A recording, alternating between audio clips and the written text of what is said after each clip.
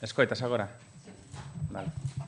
Bo día a todos e a todas. Imos dar logo comezo. Disculpade estes minutos de retraso. Nos que, como sabedes, estábamos asistindo a concentración de varias asociacións en protesta polo que aconteceu onte co autobús de Marras e a transfobia que destila ese autobús e a resposta cidadán que houve onte en Santiago, ca unha mobilización onde houve máis de 500 persoas e queríamos acompañar dende a institución tamén esa concentración. E ese é o motivo do retraso. E amosar o noso apoio ás entidades e tamén o noso rexeitamento de determinadas mensaxes que entendemos que son mensaxes que fomentan o odio e a transfobia. Empezamos coa orde do día, dos asuntos de Xunta de Goberno, das que vou a dar conta, e logo pasamos a calquer cuestión que querades clarexar dos mesmos ou de outro tipo de cuestións de ámbito local, galego ou internacional. Os primeiros puntos son todos de licencias e de asuntos urbanísticos, non? Tanto licencia para a construcción dunha vivenda unifamiliar na Silvouta, para a construcción dunha vivenda unifamiliar na Pedra, para a execución dunha reforma de piso na avenida Rodríguez de Viguri, cesión de espacios e tamén licencia para a ampliación dunha vivenda unifamiliar con construcción do garaxe no lugar de Sonda Baixo. E esos serían os primeiros puntos que teñen que ver con solicitudes e tramitacións de licencia. O punto 6 é que se inicia o que é a licitación, a contratación do expediente denominado Servicio de Conservación e Mantemento do Cemiterio Municipal de Santiago de Compostela, o de Boisaca, o gasto e a apertura do procedimento de adxudicación. Como podedes ver aí, iniciase un proceso de licitación. Estamos a falar un proceso cun tipo de licitación de 122.190 euros ao ano, máis un IBE de 25.659, que configuran esos preto de 147.000 euros. É un proceso de licitación por cercanía do remate do contrato e de xestión do que é o cemiterio de Boisaca, tanto do seu mantemento como do seu funcionamento. Hai tamén o inicio de trámites de recepción de obras que se estiveron executando estes meses. Iníciase o trámite de recepción das obras de execución das obras do proxecto de acondicionamento e posta en valor do que foi unha actuación de fontes e lavadoiros na zona rural, nas zonas do Roxido, Santomil, Vilamayor e Lobio. Iníciase tamén no punto 8 o trámite para a recepción das obras incluídas no proxecto básico e de execución da humanización da rúa Montero Ríos. Hai tamén a aprobación no punto 9 dun convenio entre o Concello de Santiago de Compostela e a entidade do Ateneo dentro do que son as subvencións nominativas dos orzamentos cunha cantidade de 5.000 euros anuais por ese convenio. Lévase, como é habitual, no inicio da legislatura, o recoñecemento extrajudicial de crédito por 238.000 euros das mensualidades de xaneiro, febreiro e marzo da prestación do que é a xestión dos centros socioculturais, a Arasti Barca, o recoñecemento para abonar pola prestación do servicio. Corríxese unha data nun dos acordos da sesión do 28 de abril de 2017, que figuraba como acordo do 29 de abril, cando foi o 28 de abril, é unha corrección da data. E logo, dentro das relacións de urxencia, hai como primeiro paso antes do debate plenario o que sería a aprobación do proxecto de regulamento do Consello Municipal de Saúde, que en teoría está pactado no propio Consello Municipal de Saúde e conta co plácet e que terá que ser debatido plenariamente. Como parte inicial temos que levar a aprobación á Xunta de Goberno como outro tipo de regulamentos e será debatido logo no pleno e previamente presentado pola concelleira que forma parte, que é Concha Fernández.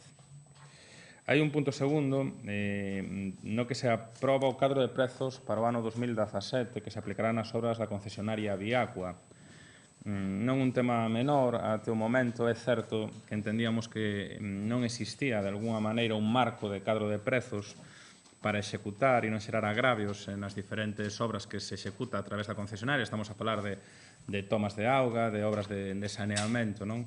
Entón, fixos un traballo de catalogación, de cadro de prezos, que é o que se vai executar a partir do día de hoxe para o ano 2017, para ter claro cal é o marco no que nos movemos e evitar situacións nas que os veciños e veciñas podan entender que existe agravio no que é a execución de unhas determinadas obras e outro. Non? Creo que era unha obriga, que algo que non existía dende hai anos, que quede claro cal é o cadro de prezos e as características de cada actuación que se encarga unha concesionaria e, sobre todo, un tema tan sensible como é o tema das tomas e o tema das obras de traída, feitas e contratadas moitas veces dende as vivendas unifamiliares.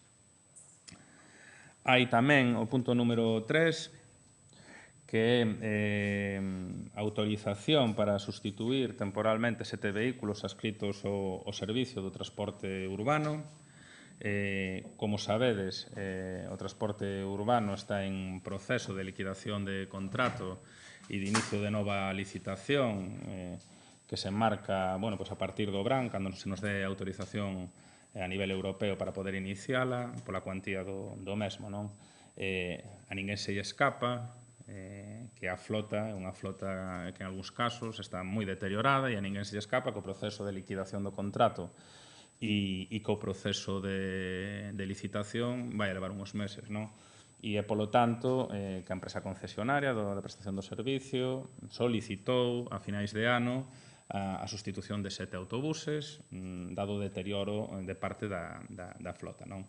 Dende xaneiro, febreiro até maio fixese unha auditoría do estado da flota que forma parte tamén do proceso de liquidación, onde sí que se detecta cuestións que hai que facer constar nos informes, pero que son evidentes e que falaban dunha flota bastante deteriorada e sin custo polo Concello, e mentras dura o proceso, a concesionaria asume a sustitución de 7 autobuses, previamente se as autorizaran 4.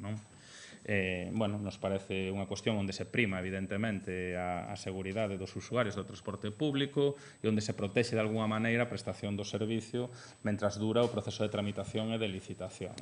A maiores non repercute económicamente nin condiciona a flota existente, que é propiedade do Concello, incluso cas súas deficiencias, pero garantizamos de que durante estes meses non imos a ter problemas que se veñen repetindo dende hai tempo, autobuses que se averían ou autobuses sobre os que os usuarios fan determinadas queixas. A actuación da nova licitación, que será presentada en breve polo Departamento de Jorge Duarte de Vencida a Mobilidade, evidentemente contempla unha renovación moito máis ambiciosa do que será a flota de autobuses, pero entendemos que esta era unha medida que había que adoptar unha vez que a auditoría deu o plácet a cuestión da aceptación destos 7 autobuses que veñen a completar os outros 4 que se aceptaron hai uns meses. Logo hai unha proposta tamén da área de Sanduro relativo ao inicio de licitación con unha reserva especial de emprego para o uso da vía pública e a colocación regulada e baixo un marco de colectores de roupa e calzados usados. Hai varias entidades vencelladas as reservas especiais de emprego que están traballando neste campo. Era un compromiso regular o que é o funcionamento de Santiago e sacar a licitación. Darase máis información adiante, pero basicamente o que se establece un canon polo cal as empresas que teñan necesidade ou interés en explotar este tipo de servicio van a ter que puxar para ver quen se fai co que é a rede de roupa, de colectores de roupa e calzados usados e logo cumplir cunha serie de requisitos. E está vencellado a determinadas entidades que no social están a facer un traballo dentro desa reserva especial de emprego. Inicia o proceso de licitación. A seguinte é unha proposta que fala da expropiación para a obtención de terreos para execución do DMS ZL 85 en Triacastela.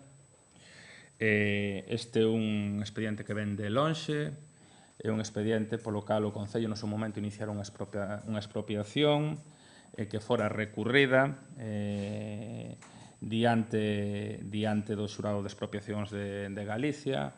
O Concello acabou nun contencioso, estamos a falar do ano 2010-2011, diante do dictame do xurado de expropiacións que elevaba a cuantía das expropiacións. Hai uns meses chegou unha sentencia do Tribunal Superior de Xustiza de Galicia que lle dá razón ao xurado de expropiacións e que verdadeiramente nos acatamos como non pode ser de outra maneira. Sorprendeunos que no seu momento esta zona sobre a que é necesario actuar estivera tantos anos en este proceso, sobre todo cando o xurado de expropiación xa marcara o que era un prezo máis elevado do que o Concello quería pagar, e irnos a un contencioso que acabou no Tribunal Superior de Xustiza de Galicia que lle dá a razón a este xurado de expropiacións. Nos aceptamos a sentenza e iniciamos o proceso de adquisición dos terrenos e en breve intentaremos de alguna maneira especificar cales son os usos que entendemos que deben ter esos terrenos nunha zona sensible da cidade. Sabedes que hai dentro do concurso e da colaboración co Colexio de Arquitectos dunha rolda de prensa que do Jorge Duarte hai varios proxectos encargados dentro deste concurso de ideas. Un dos ámbitos sobre os que queremos que o Colexio de Arquitectos se implique tamén unha vez que está finiquitado, por decirlo de alguna maneira, esta cuestión cas expropiacións. Logo, temos tamén unha solicitude á Consellería de Economía, Emprego e Industria dunha subvención para poñer en marcha o Ecotour Xuvenil 3. Tanto o Ecotour Xuvenil 1 como 2 foron, como sabedes, talleres de emprego que se utilizaron, que se empregaron, valga a redundancia, para transformar o espazo do SAR e a creación das sendas peonís que nestes momentos van dendo multiusos ata pasada a Ponte Pedriña e queremos completar o que é o traballo. Temos a autorización incluso para chegar á zona do banquete de Conxo e para facer o que sería a terceira fase que pecharía ese sendeiro. Que se solicita unha subvención á Consellería para un proxecto de 158.000 euros, dos cales a Consellería tería que poñer 108.000 e o Concello completaría cos 50.000 euros restantes. Con eso entendemos que toda esa zona do SAR e dos sendeiros que ten gañado o espazo público e verde para a cidade podería estar rematada hasta un lugar emblemático sobre o cal hai un acordo plenario que é a zona do banquete de Conxo. E logo hai tamén un punto último que é unha corrección de erros do plan que xa fora presentado que do post-2017, que remata o seu prazo e era unha discrepancia de 900 euros nunha cantidad de 1.600.000 que entendíamos que a maiores tiña que poñer o Concello, e esa corrección de erros para poder subir a plataforma e seguir a tramitación do post que no seu momento xa fora presentado e que non ten cambios sustanciais sobre a proposta xa presentada. E isto todo. Así que disparade con respecto ao preguntado que queirades.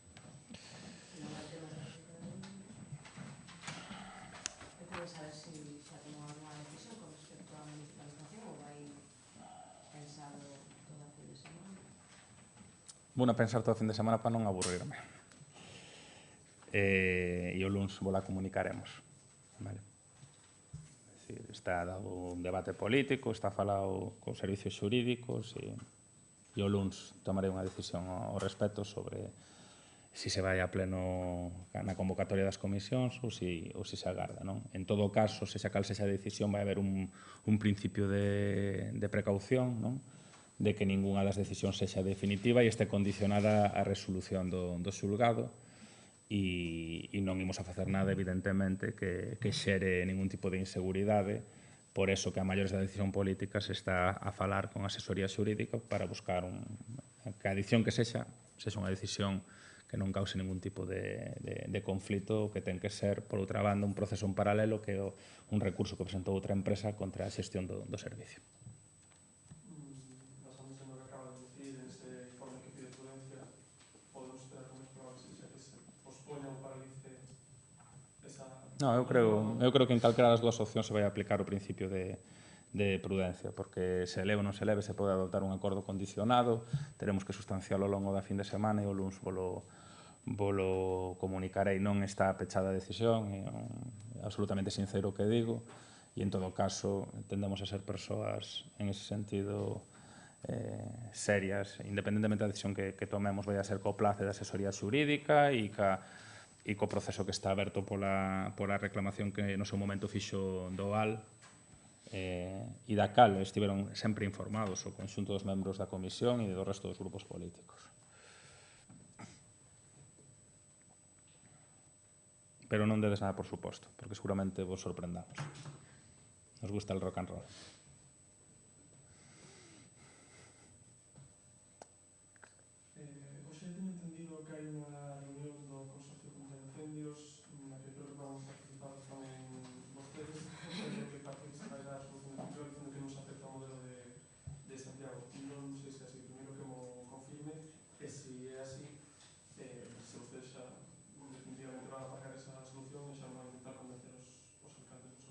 Non, como sabedes, non tivemos en ningún momento ningún espírito de xerar unha controversia ou un conflito, máis alá de que determinadas cuestións non nos parecerán elegantes no proceso, respecto ao rol que fixo Santiago. E nos mantemos nesa posición. Santiago non ten un problema na cobertura da prestación das emerxencias, priorizou no seno da mancomunidade a petición dos concellos o que sería o parque comarcal como obxectivo fundamental.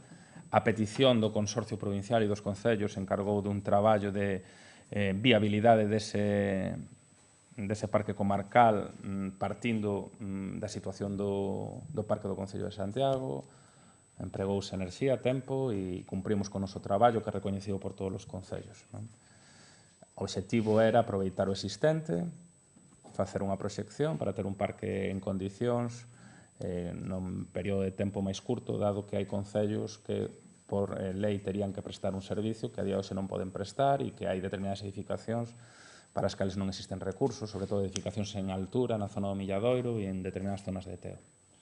Ese foi o noso traballo. Fixémolo e cóstame que tanto o servicio como o concelleiro traballaron arreo nel.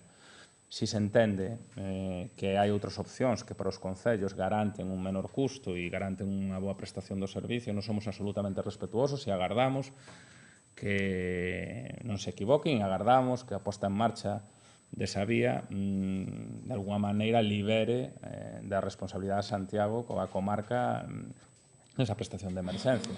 É o único que agardamos. Pero hai respeto absoluto. Non queremos absolutamente ningún tipo de conflito e agardamos que esa sea unha opción boa para os concellos.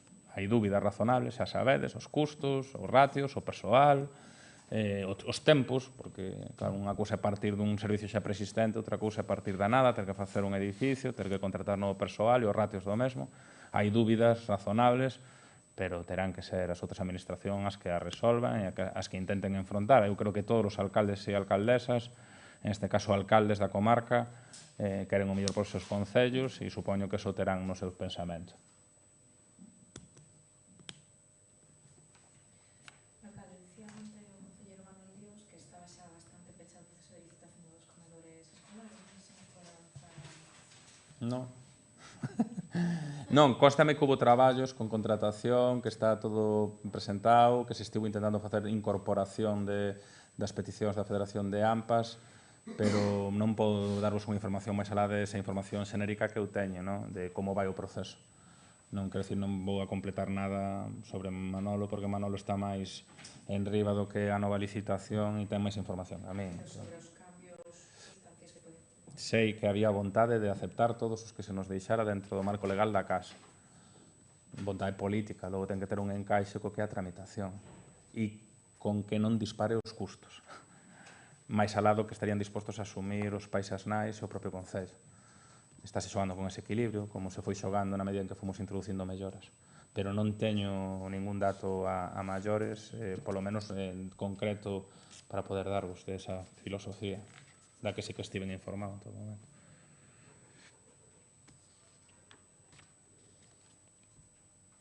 Alguna cousa máis? Moi ben. Bueno.